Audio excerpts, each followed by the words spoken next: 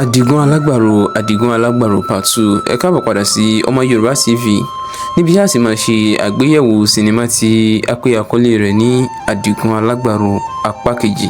Adigun Alágbàro jẹ́ sinimá kan tí ó kó ọ̀pọ̀lọpọ̀ ẹ̀kọ́ sí inú. Bákan náà sì ni àwọn ìlúmọ̀ọ́ká àti àgbààgbà òṣèré kópa nínú rẹ̀. Ibẹ̀ láti rí Délé Odùlé, Àníkẹ́ Àmì, Tèmídayọ̀ Ẹniìtàn, Ayọ̀ Mágàjí àti bẹ́ẹ̀ bẹ́ẹ̀ lọ. Sinimá yìí sọ nípa Alówólódù àti àwọn mọ̀lẹ́bí rẹ̀. Alówólódù jẹ́ olówó tí ó sì máa ń ná owó rẹ̀ sí ìlú. Bákan náà ni ó máa ń ṣàánú aláìní.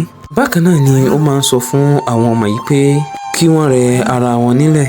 Àrẹ̀mú jẹ́ ọmọ onípàǹlẹ̀ tí kò sì gbọ́ gbogbo ọ̀rọ̀ tí bàbá rẹ̀ ń bá a sọ. Ń lo ipò ọlá yìí bí ó sì wù ú. Ojoojúmọ́ ni wọ́n máa ń mú ẹjọ́ Àrẹ̀mú wá pé ó fi tipá bá obìnrin ní nǹkan papọ̀. Ẹ̀yin olólùfẹ́ wa, a lè máa sọ gbogbo sinimá yìí fún yín ní orí ìkànnì yìí. Àmọ́ fún ẹ̀yin tí ẹ tí ì láǹfààní láti wo sinimá yìí, ẹ lọ sí ìkànnì Yorùbá Plus TV láti wo sinimá tí a pè àkọlé rẹ̀ ní Adigun Alágbàro.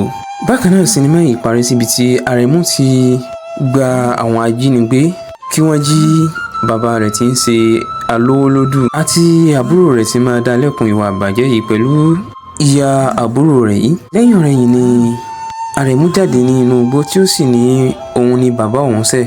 Ó jẹ́ kó yé Alówólódù tí ṣe bàbá rẹ̀ pé òun ti sọ fún un pé òun fẹ́ gba ogún òun ní ojú ayé rẹ̀ àmọ́ kò gbà. Àmọ́ bí òun bá pa á ní ìsinyìí, ogún òun yóò lè yá ní kánmọ́. Ibi tí ó ti gba ìbọn kí ó yìn mọ́ Alówólódù ní apá kìíní sinimá yìí parí sí. Ohun tí a máa retí ní apá kejì sinimá yìí ni pé ǹjẹ́ ó padà yin ìbọn mọ́ bàbá rẹ̀ yìí àbí kò yin mọ́. Bákan náà sí bàbá rẹ̀ fún ní ogún tí ó fẹ́ gbà. Kí ni ó gbẹ̀yìn Àrẹ̀mú àti ìyá Àrẹ̀mú? Bákan náà sí Àrẹ̀mú rí àwọn mẹ́tẹ̀ẹ̀ta ipa àbí kò pa wọ́n? Gbogbo eléyìí ni a máa retí ní apá kejì sinimá yìí. Bákan náà a máa retí apá kejì sinimá yìí ní oṣù yìí sí oṣù tí ó ń bọ̀. Ó dìgbà kan náà.